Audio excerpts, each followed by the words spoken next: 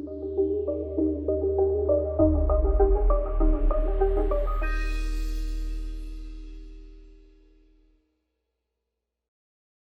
everybody, I'm Dr. John Avritt, and today I want to talk to you about having difficult conversations. Hey, we're not always going to agree. We're going to have different opinions. Sometimes we're not going to get along. But having different opinions and disagreeing can sometimes create uncomfortable situations with our friends and family and people we love. Today I want to talk to you about how to resolve that conflict. When we're attempting to have difficult conversations with people, we can either be too aggressive and we can come out like we're mad and angry and upset, and that leads to more argument and more disagreement. Or we can approach the conversation in a passive way. And then when we're finished, we walk away not communicating exactly how we feel, nor communicating exactly what we'd like to see different. Neither one of those ways is very effective. Having an assertive conversation can help you communicate exactly the problem that you see, how it's making you feel, and the positive outcomes you want to see after the conversation's over. The first step in having a difficult conversation is to identify what exactly is the problem that you see. And that requires understanding your values and your beliefs. What is it that's causing you anger or frustration or resentment? What about your values and beliefs is making you disagree with this other person? If you do not feel that you're capable yet of having this hard conversation with another person, be patient.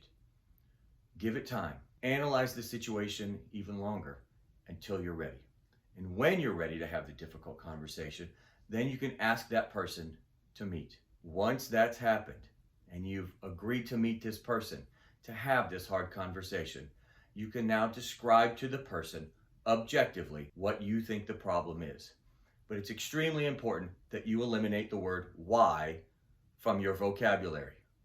If you approach a person to tell them why you are angry or why you are frustrated, and you begin to ask why they are doing or saying what they're doing and saying, the other person might get on the defensive and they might start asking you why.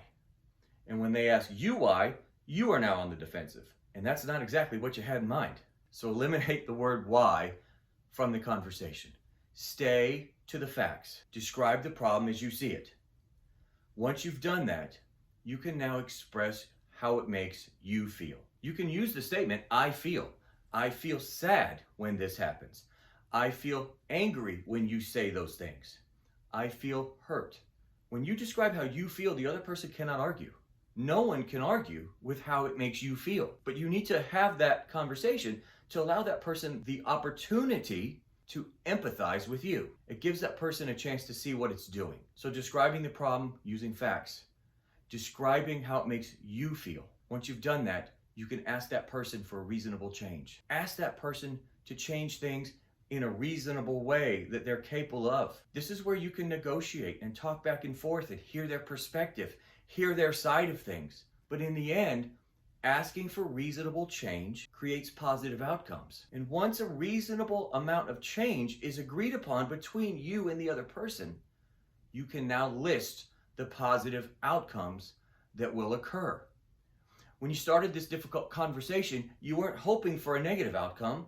You were hoping for a positive outcome. So listing the positive outcomes at the end allows both people to walk away from a difficult conversation feeling like they accomplished something, feeling like something was resolved. And that's how we all function forward. We as a community, as a society, as a world, need to have difficult conversations. It's important for growth, not only for ourselves, but for our communities as a whole.